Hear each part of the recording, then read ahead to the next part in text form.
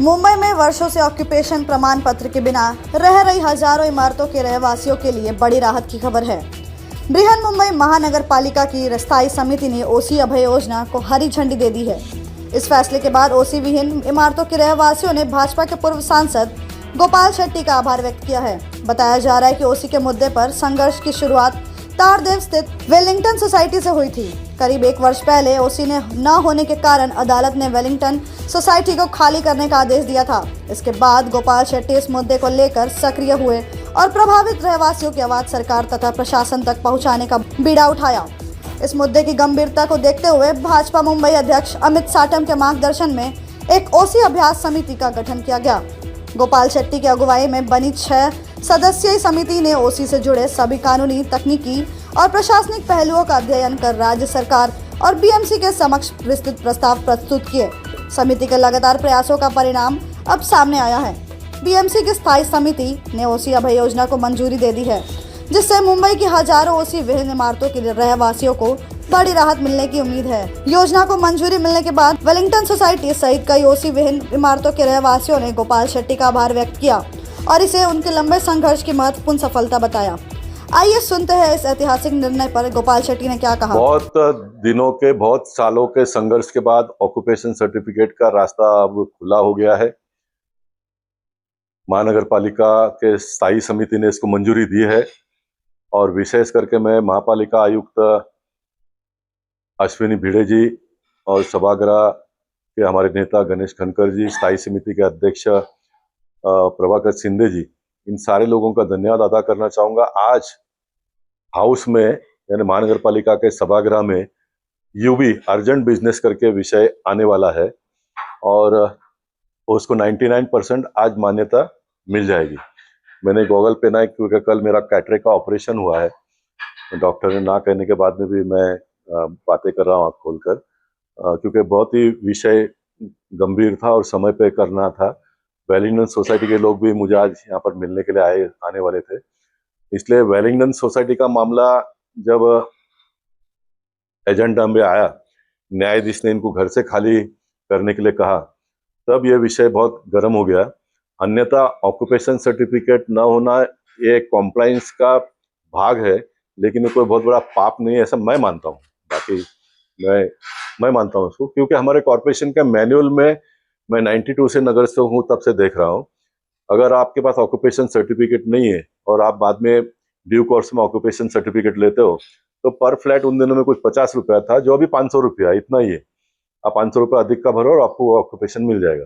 लेकिन Wellington society में fire compliance पूरा नहीं हुआ था, इसलिए न्यायाधीश गर्म हो गए। ये शब्द शायद ठीक है कि पता नहीं मुझे, और तब तो मुझे भी थोड़ा अटपटा लगा कि ऐसा कैसा, लेकिन मैं आज मानता हूँ कि ये अच्छा होगा मुंबई शहर के लिए कि उनका ये निर्णय ने पूरे मुंबई शहर के ऑक्यूपेशन सर्टिफिकेट का दरवाजा खोल दिया। यानी आज भी हमारे देश के लोग न्याय व्यवस्था, सरकारी व्यवस्था का सम्मान भी करते हैं, डरते भी है, लेकिन उन लोगों ने समय समय पर उसका उपयोग करना चाहिए। न्यायाधीश ने किया, इसलिए इतना बड़ा काम आज हो रहा है। मैं अभी आपको ये कहने का प्रयास कर रहा हूँ कि 6 महीने का समय पहले फेस में है। किसी ने बहुत भयभीत होकर एकदम गर्दी मत करो, क्योंकि कॉर्पोरेशन का एक लिमिट है काम करने का, ऑफिसरों का। लेकिन हम इस बात की व्यवस्था करेंगे ऑफिशियली कि जो लोग भी अप्लाई करेंगे उनको यही कानून के मुताबिक ऑक्यूपेशन सर्टिफिकेट मिलना चाहिए, भले वो 6 महीने के बाद में भी मिलेगा, तो आई एम ऑन रिकॉर्ड, और मिलेगा। क्योंकि देवेंद्र फडणवीस जी इस बारे में बहुत क्लियर है।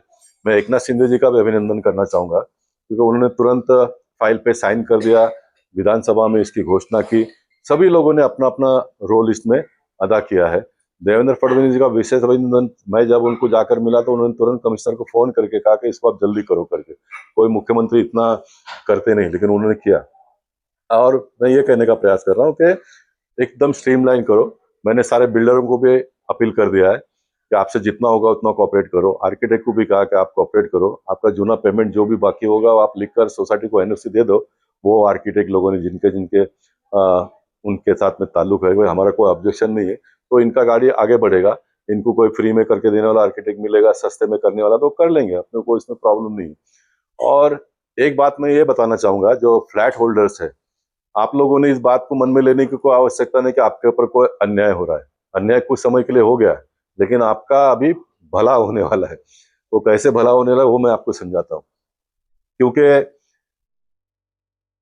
अभी अगर समझो फॉर एग्जांपल आपका 500 फुट का फ्लैट का एग्रीमेंट है, लेकिन आप यूज करते हो 700 फुट, तो ये बदले हुए कानून के मुताबिक अभी ऐसा उन टाइम में रेगुलाइज हो सकता था क्या? तो नहीं हो सकता था, क्योंकि उन टाइम में रोड विड्थ का एफएसआई का प्रोविजन नहीं था, फंजिबल का कानून उन दिनों में नहीं था, जो बाद में आया। तो अभी कानून है, इसलिए एफएसआई उपलब्ध हो गया। यानी सरकार के लोग बैठ कर कोई एक निर्णय लेते हैं ऐसा नहीं है, इसमें बहुत टेक्निकल बातें हैं। तो आपका 200 फुट का फ्लैट अब रेगुलाइज होके आपका फ्लैट का वैल्यू बढ़ जाएगा।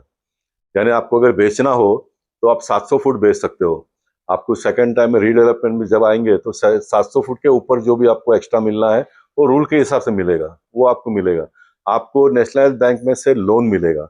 आप बेचते समय 700 फुट का वर्तमान भाव के हिसाब से फ्लैट बेच सकते हो, आपको पैसे ज्यादा मिलेंगे और लेने वाले को भी एक सिक्योरिटी हो जाएगा। इतना सारा इसमें फायदा है। अब फायदा का कैलकुलेशन कैसा करने का, तो आपके पास जो दस्तावेज है सोसाइटी के चेयरमैन के पास, उसमें आपका सीटीएस नंबर लिखा है, विलेज लिखा है। आप गूगल में जाएंगे तो आपका एरिया का भाव उसमें आ जाएगा। फॉर एग्जांपल बोरीवली में 50,000 से 70-80,000 रुपए तक रेट है अलग अलग जगह का। तो अगर आपका 60,000 रुपए का रेट है तो आपको सिर्फ 1,500 रुपया भरना है पर फुट का, और फिर आर्किटेक्ट चार्ज और बाकी जो भी डेवलपमेंट चार्ज होंगे, ये सारा मिलके समझो 200 रुपये में भी पड़ जाता है। तो 500 फुट का आपको एक 5-7 लाख रुपए में हो जाएगा। लेकिन 200 फुट का आपका वैल्यू आज 25,000 का भाव है तो 50 लाख रुपए हो जाता है, 30,000 का भाव है तो 60 लाख हो जाता है। इतना आपका वैल्यू बढ़ जाएगा। इस बात को भी आपने ख्याल में लेने की आवश्यकता है। तो टोटलिटी में सबका फायदा है। एक बात मैंने कही कि कोई अगर गलती आपके पर अन्याय बड़ा हुआ होगा तो ऑक्यूपेशन न होने की वजह से आपको पानी का डबल चार्ज भरना पड़ा, पानी का क्वांटम आपको कम मिला, ये हमारे जैसे लोगों की खामियां रह गई, ऐसा मैं कहूँगा। हमने प्रयास तो उसमें बहुत किया, मैंने विशेष करके पहले दिन से मैं लगा रहा, लेकिन ये चूक रह गई है, वो रह गई है। अब नए लोगों को, नगर सेवकों को मैंने कहा कि इस मुद्दे को भी आप आने वाले दिनों में उठाइए। जिनके पास से भी डबल चार्ज लिया गया है उनको, सारे लोगों को पैसे हमने वापस देने चाहिए। ये अगर हम करते हैं तो ये सही लोकशाही है और सही डॉक्टर बाबा साहब अम्बेडकर जी का संविधान का हम उपयोग करते हैं, ऐसा मैं मानूंगा। और ये हो जाएगा क्योंकि अभी कॉर्पोरेशन को बड़े पैमाने पे इसके माध्यम से पैसा मिलेगा, राज्य सरकार को भी इसमें किसके माध्यम से पैसा मिलेगा। और ये जो आपने दंडात्मक कार्रवाई करके लोगों से वसूल किया है उसमें सिर्फ आपको रिलीफ देने का, और हो जाएगा। ये हम करेंगे तो फिर एक व्यवस्था के ऊपर लोगों का विश्वास बैठेगा।